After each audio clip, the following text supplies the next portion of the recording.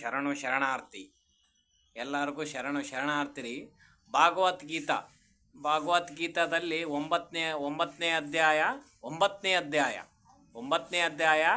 18ನೇ ಶ್ಲೋಕ 65ನೇ ಶ್ಲೋಕದಾಗೂ ಶ್ರೀಕೃಷ್ಣ ಎರಡು ಸಾರಿ ಹೇಳ್ಯಾನ್ರಿ. ಶ್ರೀಕೃಷ್ಣ ಪರಮಾತ್ಮ ಎರಡು ಸಾರಿ ಹೇಳ್ಯಾನ. ಏನಂತ ಹೇಳ್ಯಾನಪ್ಪ ಅಂದ್ರೆ, ನೀವು ನನ್ನ ಭಕ್ತರಾಗಿ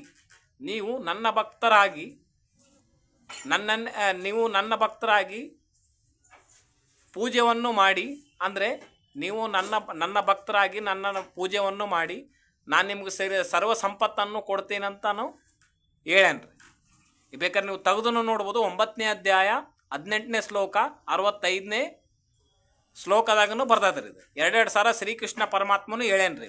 ಯಾಕಂದ್ರೆ ಭಗವದ್ಗೀತಾ ಓದೋರ್ನು ನೀವು ಕೇಳ್ಬೋದು.